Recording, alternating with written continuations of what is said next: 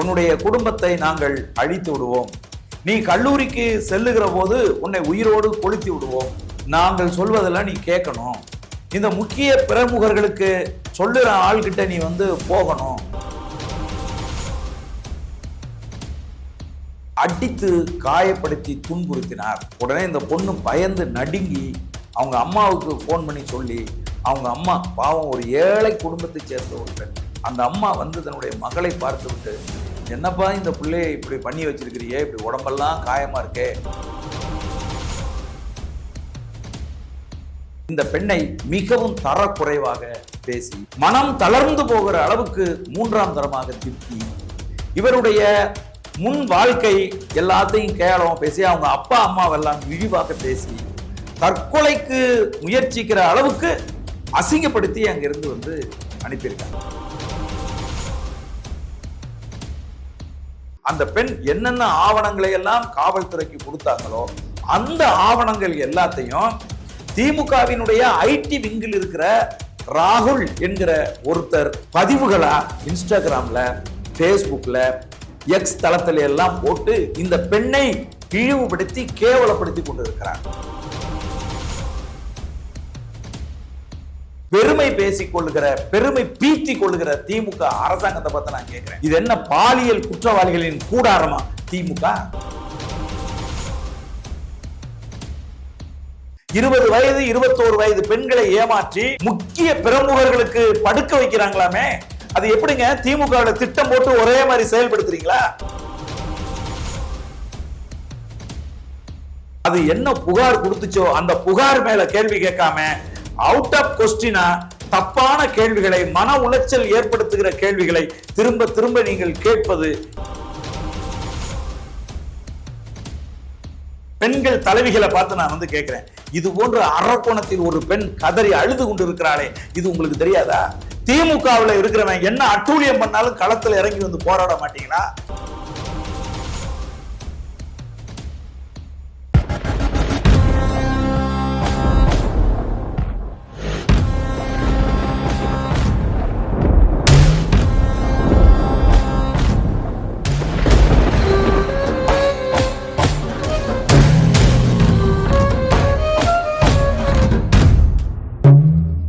உலகம் முழுவதும் பரவி வாழுகிற தாய் தமிழ் உறவுகள் அனைவருக்கும் வணக்கம்.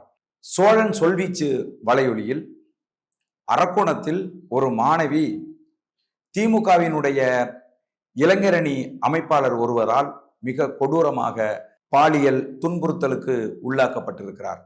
அது குறித்து தான் விரிவாக இன்றைக்கு பேச இருக்கிறோம்.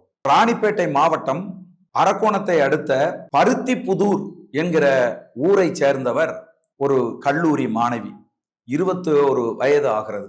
அந்த மாணவியை அரக்கோணம் காவல் பகுதி என்கிற இடத்தில் வாழுகிற திமுகவினுடைய ஒன்றிய இளைஞரணி துணை அமைப்பாளர் தெய்வ செயல் என்பவர் கடந்த ஜனவரி மாதம் 31ஆம் தேதி சோளிங்கர் கோவிலில் வைத்து திருமணம் செய்திருக்கிறார். அதுவும் அந்த மாணவியை பின்தொடர்ந்து அவரை மிரட்டி அவரை திருமணம் செய்திருக்கிறார். தெய்வ செயலுக்கு திருமணமாகி குழந்தைகள் கூட இருப்பதாக சொல்லுகிறார்கள். இந்த ஜனவரி மாதம் செய்த இந்த திருமணம் மார்ச் மாதம் வரைக்கும் ஒரு பிரச்சனையும் இல்லாமல் சென்றிருக்கிறது. மார்ச் மாதத்துக்கு பிறகுதான் தெய்வ செயலினுடைய செயல்பாடுகள் மாறத் தொடங்கி இருக்கிறது. அதாவது தன்னுடைய மனைவியை அழைத்து சென்று அன்பில் பொய்யாமொழி அவர்களினுடைய பிஏவாக இருக்கிற மகேஸ்வர் என்பவரிடம் காட்டி, இது என்னுடைய மனைவியை பார்த்துக்குங்க அப்படின்னு சொல்லி கொண்டு போய் காட்டியிருக்கார். அதுக்கப்புறம் எம்எல்ஏ ஈஸ்வர் அப்படிங்கிறவர்கிட்ட நேரடியா அழைத்து சென்று, இது என்னுடைய மனைவி பார்த்து கொள்ளுங்கள் என்று அறிமுகம் செய்திருக்கிறார். இவர் எதற்காக இப்படி முக்கிய பிரமுகர்கள் இருக்கிற இடத்துக்கெல்லாம் அழைத்து சென்று தன்னை அறிமுகம் செய்கிறார் என்பது ஒரு பெரிய குழப்பத்தை அந்த மாணவிக்கு ஏற்படுத்தி இருக்கிறது. ஒரு கட்டத்தில் தான் அவருக்கு அது புரிய ஆரம்பித்திருக்கிறது. இந்த திமுகவை சேர்ந்த முக்கிய பிரபலங்களுக்கு தன்னை இரையாக்குவதற்காக தன்னுடைய கணவர் தெய்வ செயல் முயற்சி செய்கிறார். இந்த மாதிரியான செயல்பாட்டுக்குள் தான் மட்டும் இல்ல, 20க்கும் மேற்பட்ட பெண்கள் இந்த வலைக்குள் சிக்கி இருக்கிறார்கள். இது ஒரு பெரிய சதி திட்டம். இதன் மூலமாக ஒரு 20 வயதிற்கு உட்பட்ட பெண்கள் எல்லாம் கடுமையாக பாதிக்கப்பட்டிருக்கிறார்கள் என்பதையெல்லாம் கொஞ்சம் கொஞ்சமாக அந்த மாணவி அறிந்திருக்கிறார். யாரோ கனிமொழி என்கிற ஒரு பெண் அழைப்பெடுத்து இந்த மாணவியை கடுமையாக மிரட்டி இருக்கிறார். உன்னுடைய குடும்பத்தை நாங்கள் அழித்து விடுவோம், நீ கல்லூரிக்கு செல்லுகிற போது உன்னை உயிரோடு கொளுத்தி விடுவோம், நாங்கள் சொல்வதெல்லாம் நீ கேட்கணும், இந்த முக்கிய பிரமுகர்களுக்கு சொல்லுற ஆள்கிட்ட நீ போகணும் அப்படின்லாம் சொல்லியிருக்காங்க. இதையெல்லாம் கேட்டு அதிர்ச்சி அடைந்த அந்த மாணவி அவர்கள் சொல்லுவதற்கு ஒத்துழைக்காமல் இருந்திருக்கிறார்.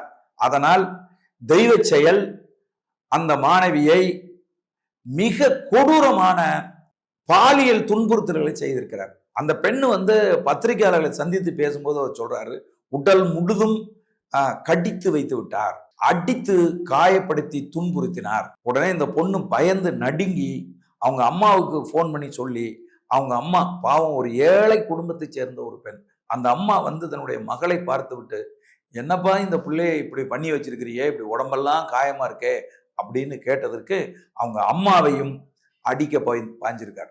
அப்ப இப்படியாக இது தொடர்ந்து நடந்ததும் அந்த பெண் ஒரு தைரியமா ஒரு முடிவு எடுக்கிறார். அது என்னன்னா, தனக்கு நிகழ்ந்திருக்கக்கூடிய இதே மாதிரியான கொடுமைகள் 20க்கும் மேற்பட்ட பெண்களுக்கு நடந்திருக்கு.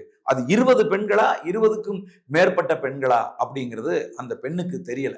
அப்ப இது போன்ற கொடுமைக்கு முற்றுப்புள்ளி வைக்கணும் அப்படிங்கிறதுக்காக கடந்த 6ஆம் தேதி, மே மாதம் 6ஆம் தேதி காவல் நிலையத்துக்கு சென்று புகார் அளித்திருக்கிறார். அவர் அளித்த புகாரை காவல்துறையினர் பெற்றுக்கொள்ளவில்லை.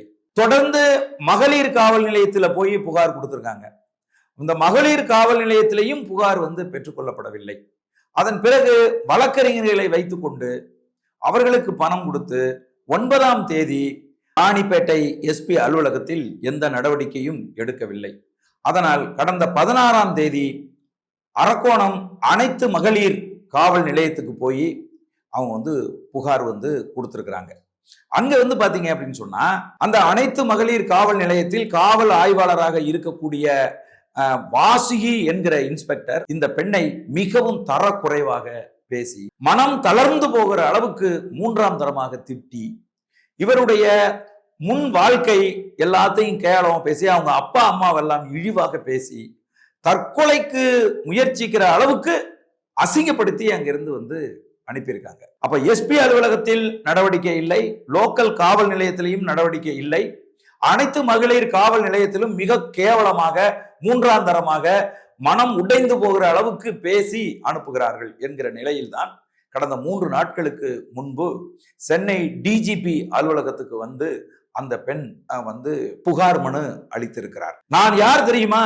நான் திமுகவினுடைய மிக முக்கியமான பொறுப்பில் இருக்கிறேன். உதயநிதி ஸ்டாலின் அவர்களே எங்களுக்கு நேரடியாக தெரியும். ஆகவே உன்னால் தமிழகத்தில் எந்த காவல் நிலையத்திலும் எனக்கு எதிராக புகார் கொடுக்க முடியாது. அப்படியே நீ புகார் கொடுத்தாலும் எந்த காவலர்களும் எனக்கு எதிராக நடவடிக்கை எடுக்க மாட்டார்கள் என்று மிரட்டி அடித்து துவைத்து விட்டு அந்த தெய்வ செயல் என்கிற அந்த திமுக மிருகம் இன்றைக்கு வெளியே நடமாடி கொண்டிருக்கிறது.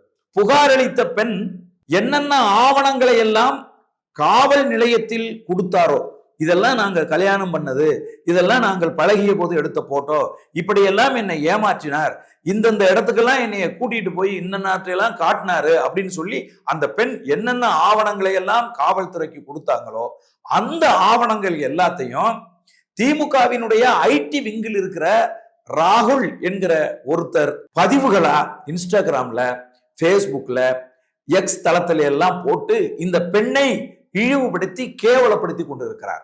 இப்ப அந்த கல்லூரி மாணவிக்கு என்ன சந்தேகம் வருகிறது அப்படின்னு கேட்டீங்கன்னா, இதெல்லாம் நான் காவல்துறைக்கு தானே கொடுத்தேன், இது எப்படி திமுக ஐடி விங்ல இருக்கிற ராகுலுக்கு போச்சு அப்படிங்கிற சந்தேகம் அவருக்கு ஏற்படுகிறது. அதனால இவங்க என்ன செய்யறாங்கன்னா, டிஐஜி ஜாஃபர் சித்திக் அப்படிங்கிறவரை சந்திச்சு இந்த குற்றச்சாட்டை இவங்க முன் வைக்கிறாங்க.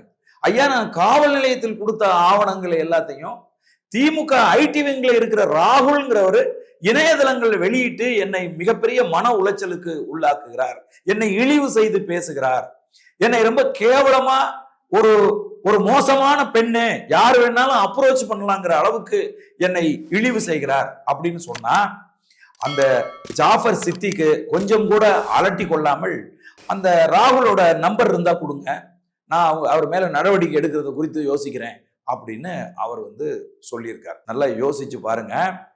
காவல்துறையினரும் கொடுத்த தரவுகள் எப்படி திமுகவின் ஐடி விங்ல இருக்க ஒருத்தருக்கு போச்சு அப்படிங்கிறத உடனடியா விசாரணைக்கு உட்படுத்தி நியாயத்தை பெற்று தருவதை விட்டுவிட்டு நீ அவருடைய போன் நம்பரை கொடுன்னு சொல்லி அந்த பெண்ணிடமே கேட்பது எப்படி நியாயம்?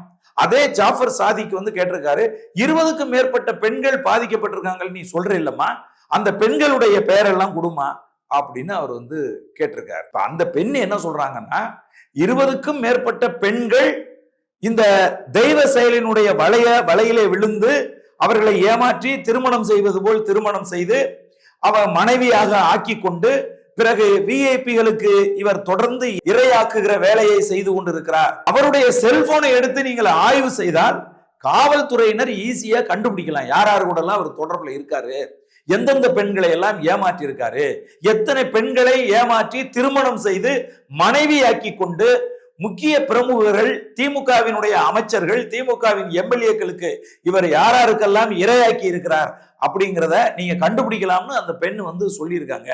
அதற்கு ஜாஃபர் சாதிக் செவி சாய்க்கவில்லை. இப்ப நீங்க யோசிச்சு பாருங்க, இங்க அண்ணா பல்கலைக்கழகத்தில் இதே போன்ற ஒரு செயல் நடந்திருக்கிறது. இப்ப வரைக்கும் யார் அந்த சாரு? அந்த ஞானசேகரன் தெய்வ செயல். பேர்கள்லாம் பாருங்க எப்படி இருக்குன்னு. திமுகவில் இருக்கிறவங்க பேரெல்லாம் என்ன மாதிரி பேரா இருக்கு பாருங்க. அந்த ஞானசேகரன் ஒரு பெண்ணை பாலியல் துன்புறுத்தலுக்கு உட்படுத்தி, நான் சொல்லுகிற ஆள்கிட்ட நீ போகணும், இல்ல அப்படின்னா நீ கடுமையா பாதிக்கப்படுவேன்னு மிரட்டி இருக்கிறான். ஆனால் அந்த பெண் துணிச்சலாக காவல் நிலையத்துக்கு போய் இந்த குற்றச்சாட்டை முன்வைத்து இன்றைக்கு வரைக்கும் யாருகிட்ட இந்த ஞானசேகரன் இந்த பெண்ணை படுக்கணும் என்று சொன்னா அப்படிங்கிறத இன்னைக்கு வரைக்கும் வெளியிடல, மூடி மறைச்சிருக்கு திமுக. ஆனால் பொள்ளாச்சியில் பாலியல் குற்றம் செய்த 9 பேரை இந்திய உளவுத்துறை விசாரணை செய்து இன்றைக்கு தண்டித்திருக்கிறது. அதுக்கு கொண்டு போய் திமுக ஸ்டிக்கர் ஒட்டுறதுக்கு முயற்சி பண்ணுது. நாங்க தான் அதை செஞ்சோம் அப்படின்னு சொல்லி பெருமை பேசிக் கொள்ளுகிற, பெருமை பீத்தி கொள்ளுகிற திமுக அரசாங்கத்தை பார்த்து நான் கேட்கிறேன், இது என்ன பாலியல் குற்றவாளிகளின் கூடாரமா திமுக? தொடர்ந்து திமுக காரர்கள் இப்படி இளம் பெண்களை குறிவைத்து செயல்படுவது உங்களுக்கு வெக்கமா இல்லையா? அரசு உடனடியாக தலையிட்டு அதற்கான நீதியை அந்த பெண்ணுக்கு பெற்று தரணுமா இல்லையா? இந்த குற்றத்தில் ஈடுபட்டிருக்கிற தெய்வ செயல் என்கிற அந்த மிருகத்தை நீங்கள் தண்டிக்கணுமா இல்லையா? பொள்ளாச்சியில தண்டனை கொடுத்த உடனே மாறு தட்டிக்கிட்டீங்க, பொள்ளாச்சியில தண்டனை கொடுத்த உடனே நீங்க ஸ்டிக்கர் ஓட்டுறதுக்கு முயற்சி பண்ணீங்க. இப்ப அதே மாதிரியான ஒரு பிழையை இங்க அண்ணா பல்கலைக்கழகத்துல ஞானசேகரன் என்ன செஞ்சானோ அதே மாதிரியான ஒரு செயலை இன்னைக்கு அரக்கோணத்துல இந்த தெய்வ செயல் என்கிற மிருகம், மனித மிருகம் செய்திருக்கிறது. அந்த மிருகத்தின் மீது நீங்கள் எடுக்க போற நடவடிக்கை என்ன? ஐயா மதிப்புக்குரிய துணை முதல்வர் உதயநிதி ஸ்டாலின் அவர்கள் அவரை கட்சியை விட்டு நீக்கியிருக்காராம். ஐயா உங்களுக்கு இது அசிங்கமா தெரியலையா? ஐயா கட்சியை விட்டு நீக்கிறதா ஐயா நடவடிக்கை? உடனடியாக களத்துக்கு சென்று அந்த பெண்ணை சந்தித்து அவரிடம் என்ன குற்றம் நடந்திருக்கிறது என்பதை துல்லியமாக விசாரித்து மிக சரியான நடவடிக்கையை எடுக்கிறது உங்களுடைய வேலையா, இல்ல கட்சியை விட்டு நீக்கிட்டு பேசாம உட்கார்ந்து இருக்கிறது உங்க வேலையா? அது எப்படியா ஒரே மாதிரி எல்லா இடத்துலயும் நடக்குது? கல்லூரியில் படிக்கிற இளம் பெண்களை ஏமாற்றி, 20 வயது 21 வயது பெண்களை ஏமாற்றி முக்கிய பிரமுகர்களுக்கு படுக்க வைக்கிறாங்களாமே, அது எப்படிங்க திமுக திட்டம் போட்டு ஒரே மாதிரி செயல்படுத்துறீங்களா? இது திமுகவினுடைய ஒட்டுமொத்த அரசியல் வாழ்க்கைக்கும் அவமானம் இல்லையா? இதை உடனடியா களத்தில் இறங்கி நடவடிக்கை எடுக்க மாட்டீங்களா? திமுக குறித்து பொது வெளியில் இன்றைக்கு பெண்கள் என்ன நினைக்கிறார்கள் உங்களுக்கு தெரியுமா? அசிங்கப்படுத்துறீங்களா? பெண்களை இழிவு செய்றீங்களா? இது ஏற்புடையது இல்லை. தமிழ்நாடு முதலமைச்சர் உங்க கையில தான் காவல்துறை இருக்கு. டிஜிபி அலுவலகத்துல அந்த பொண்ணு இன்னைக்கு கதறி அழுது இன்னைக்கு ஊடகங்களை அழைத்து பேட்டி கொடுத்திருக்காங்க. ஊடகங்களில் எல்லாம் அந்த பெண்ணினுடைய அழுகுரல் இன்றைக்கு கேட்டுக்கொண்டிருக்கிறது. தன்னை பாலியலாக துன்புறுத்தி மனைவியாக்கி முக்கிய பிரமுகர்கள் என்று சொல்லப்படுகிற அன்பில் மகேஷ் போன்றவர்களிடம் அழைத்து சென்று இந்த பெண்ணை காட்டியிருக்காங்க அப்படிங்கிற செய்தி எல்லாம் நமக்கு எவ்வளவு பெரிய மன வேதனையையும் மன அழுத்தத்தையும் ஏற்படுத்துது. அன்பில் மகேஷ் அவர்களே, உங்களுடைய பிஏவை பார்த்து இந்த பெண்ணை அறிமுகம் செய்து வைத்து இந்த பெண்ணை காட்டினார்னு அந்த பெண்ணு சொல்றார். நீங்க எடுத்த நடவடிக்கை என்ன? அப்படின்னா கல்லூரி மாணவிகளை, பள்ளி மாணவிகளை குறிவைத்து திமுகவினுடைய அரசியல்வாதிகள் குற்றவாளிகளை உருவாக்கி அவர்களுடைய வாழ்க்கையை சீரழித்துக் கொண்டிருக்கிறீர்களா? இதுதான் உங்களுடைய திராவிட மாடல் அரசா? நான் கேட்கிறேன். இது வெட்கக்கேடு இல்லையா? இதற்கு இந்நேரம் நடவடிக்கை எடுத்திருக்கணுமா இல்லையா? யார் அந்த சார் என்பதை நீங்கள் அம்பலப்படுத்தி இந்நேரம் அந்த அந்த குற்றத்தில் ஈடுபட்டவரை நீங்கள் கைது செய்திருந்தால் திரும்ப இது போல அரக்கோணத்துல நடக்குமா? அரக்கோணத்தில் 20 பெண்கள் பாதிக்கப்பட்டிருக்காங்கன்னா இது என்ன சாதாரண விஷயமா? உடனடியாக காவல்துறை அதுக்குள்ள விசாரணையில் இறங்கி அந்த குற்றவாளியை கைது செய்து அவர் வைத்திருக்கக்கூடிய செல்போன்கள் அது எல்லாத்தையும் ஆய்வு செய்து இந்நேரம் நடவடிக்கை எடுத்திருக்கணுமா இல்லையா? இப்படித்தான் பொள்ளாச்சியில் குற்ற செயலில் ஈடுபட்டிருந்தவர்கள் இருந்த எல்லா தரவுகளையும், லேப்டாப்ல செல்போன்ல இருந்த எல்லா தரவுகளையும் அழித்து விட்டார்கள். சிபிஐ விசாரணைக்கு உட்படுத்தப்பட்ட போது எந்த தரவுகளும் அவர்களிடம் இல்லை. உடனே சிபிஐ அவர்களுடைய செல்போன்களில் இருந்து அழித்த விஷயங்களை எல்லாம், இந்த லேப்டாப்பில் இருந்து அழித்த விஷயங்களை எல்லாம் திரும்ப பெற்று அதையெல்லாம் டெக்னிக்கலா ஒரு தொழில்நுட்ப டீம் வச்சு அந்த அழிஞ்சது எல்லாத்தையும் திரும்ப எடுத்து அதை லேபுக்கு அனுப்பி அதனுடைய அந்த நண்பகத்தன்மையை உறுதி செய்து சர்டிபிகேட் வாங்கி, அப்படித்தான் இந்த வழக்கு இன்னைக்கு அந்த குற்ற செயலை செய்த மிருகங்களுக்கு சாகும் வரை சிறை தண்டனை வாங்கி கொடுக்கப்பட்டிருக்கு. அப்படின்னு சொன்னா இந்த தெய்வ செயல் இப்ப அவன் செல்போன்ல எல்லாத்தையும் வச்சிருப்பானா? அவங்கிட்ட என்னென்ன கம்ப்யூட்டர் இருக்கா, லேப்டாப் இருக்கா, செல்போன் இருக்கா அப்படிங்கறத உடனடியாக ரைடு பண்ணி எல்லாத்தையும் கைப்பற்றி அதெல்லாத்தையும் அழித்திருக்கக்கூடிய எல்லா தரவுகளையும் திரும்ப எடுக்கணும். சிபிஐ எப்படி வேலை செய்ததோ அது போன்ற நேர்மையான அதிகாரிகளை வைத்து அந்த தரவுகளை எல்லாம் எடுத்து எந்தெந்த பெண்கள் பாதிக்கப்பட்டு இருக்கிறார்கள் என்பதை கண்டுபிடித்து இந்த மனித மிருகத்தோடு கூட்டா இருக்கிற அந்த அந்த பாலியல் குற்றத்தில் ஈடுபடுகிற அந்த குற்றவாளி கும்பல் யார், அந்த கனிமொழி யார் என்பதை எல்லாம் கண்டுபிடித்து அவர்களுக்கெல்லாம் தண்டனை வாங்கி கொடுத்தா தானே நீங்க ஒரு நேர்மையான பெண்களுக்கு பாதுகாப்பு அளிக்கிற அரசு அப்படின்னு நீங்க சொல்லிக்க முடியும். ஜாபர் சித்திக் என்கிற அந்த டிஐஜி ஏன் இதுவரை எந்த நடவடிக்கையும் எடுக்கவில்லை? அந்த பெண்ணையே ரொம்ப இழிவுபடுத்தி ஏன் நடத்தினாங்க? எதுக்காக வாசுகி என்கிற அந்த இன்ஸ்பெக்டர் இந்த பெண்ணை மிகவும் தரம் தாழ்த்தி கேவலமா எதுக்கு பேசினாங்க? விசாரணைங்கிற பேர்ல அந்த பெண்ணின் வீட்டுக்கு செல்லுகிற காவலர்கள் அந்த பெண்ணை உட்கார வைத்து ரொம்ப ஆபாசமா கேவலமா அந்த பெண்ணை கேள்வி கேட்கிறாங்க. ஒரு பொம்பளை பிள்ளைய அப்படி கேள்வி கேட்கலாமா? நான் கேட்கிறேன். ரொம்ப கேவலமா எதற்காக நீங்கள் கேள்வி கேட்க வேண்டும்? திரும்ப திரும்ப இந்த பொண்ணு வீட்டுக்கே நீங்க ஏன் போகணும்? புகார் அளித்தவர் வீட்டுக்கே போய் போலீஸ் இந்த பொண்ணு ஏதோ ஒரு குற்றம் செய்தது போல அக்கம் பக்கத்துல உள்ளவர்களால் நினைக்கிற ஒரு மனநிலையே எதுக்கு பொது புத்தியில ஏற்படுத்துறீங்க? புகார் அளித்தவன் எந்த சிக்கலும் இல்லாமல் வெளியே சுத்திட்டு இருக்கான். ஆனால் நீங்க அவனை கூப்பிட்டு எந்த விசாரணையும் பண்ணல. அவன் வீட்டுக்கு போலீஸ் போகல. இந்த பெண் வீட்டுக்கு திரும்ப திரும்ப காவலர்கள் சென்று அந்த பெண்ணை அழைத்து அது என்ன புகார் கொடுத்துச்சோ அந்த புகார் மேல கேள்வி கேட்காம அவுட் ஆஃப் கொஸ்டினா தப்பான கேள்விகளை, மன உளைச்சல் ஏற்படுத்துகிற கேள்விகளை திரும்ப திரும்ப நீங்கள் கேட்பது எப்படி நியாயம்? ஆக தமிழ்நாடு காவல்துறை என்பது மிகவும் மட்டமா, மிகவும் கீழ்த்தரமா, மிகவும் மோசமான திமுக அடிமைகளாக ஆகிவிட்டதை மீண்டும் ஒரு தடவை இதுல நிரூபணம் செய்திருக்கிறார்கள். ஐயா உதயநிதி ஸ்டாலின் அவர்களே, இந்த செய்தி முழுதும் உங்கள் கவனத்துக்கு வந்திருக்கிறது. அதனால்தான் நீங்கள் ஒன்றிய இளைஞரணி துணை அமைப்பாளராய் இருக்கிற தெய்வ செயலை நீங்கள் கட்சியை விட்டு நீக்கி இருக்கிறீர்கள். கட்சியை விட்டு நீக்குவதா ஐயா நடவடிக்கை? உடனடியாக அங்க இருக்கக்கூடிய காவல்துறை அதிகாரிகளை அழைத்து நீங்கள் இந்த தெய்வ செயல் மீது நடவடிக்கை எடுத்திருக்கணுமா இல்லையா?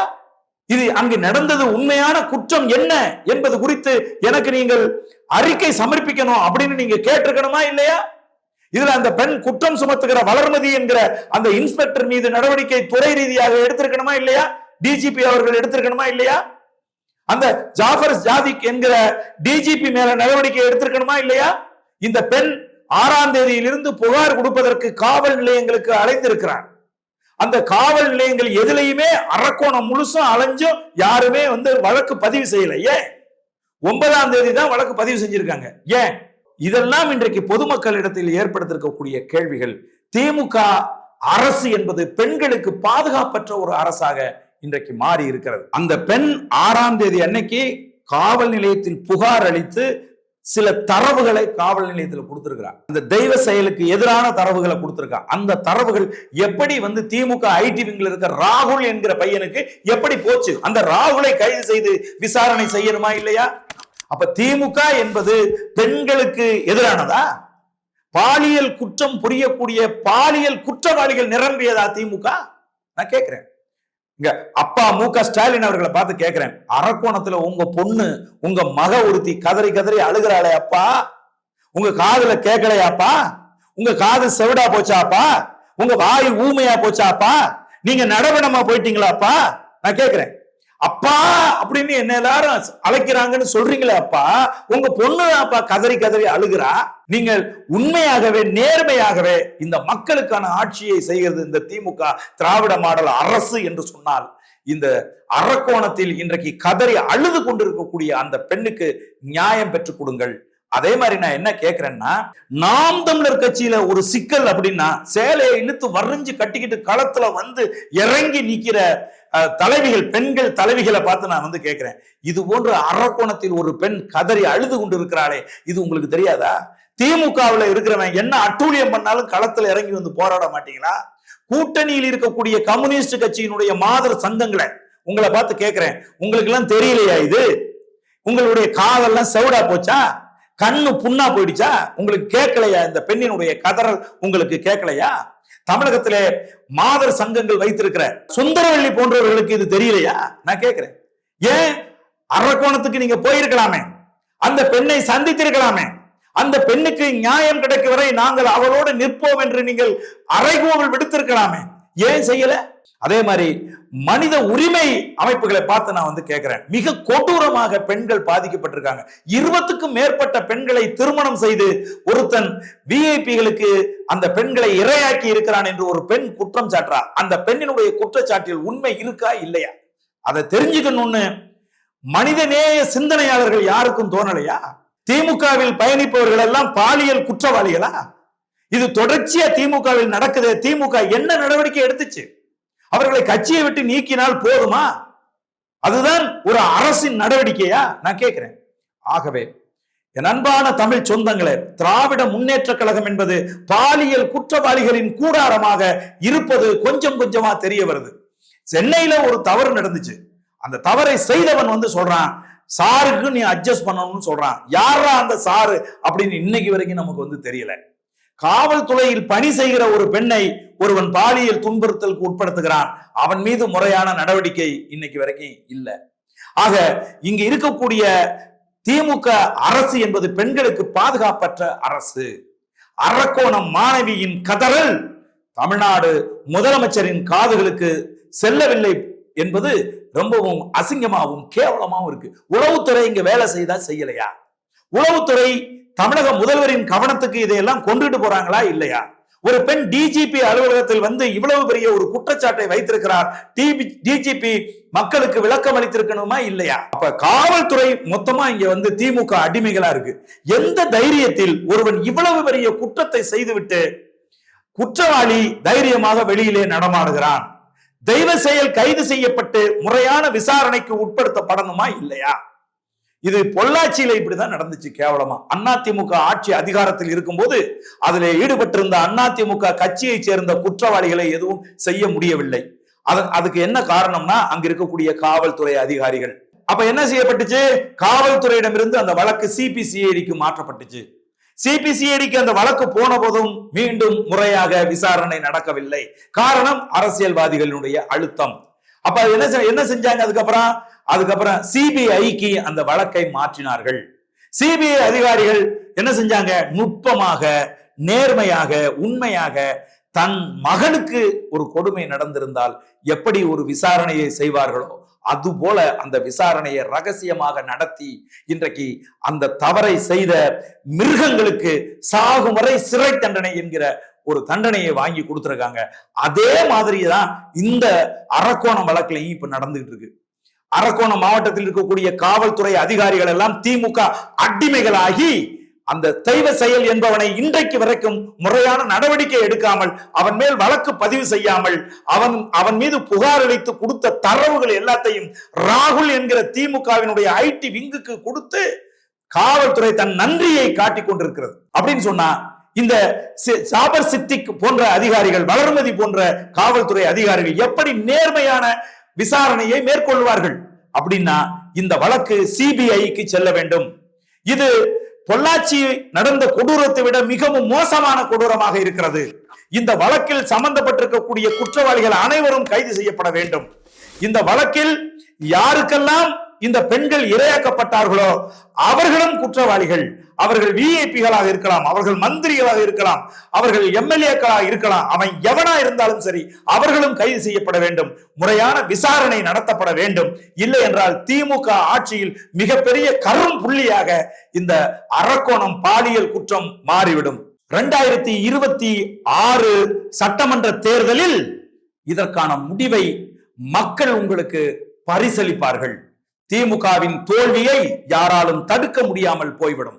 நன்றி, வணக்கம்.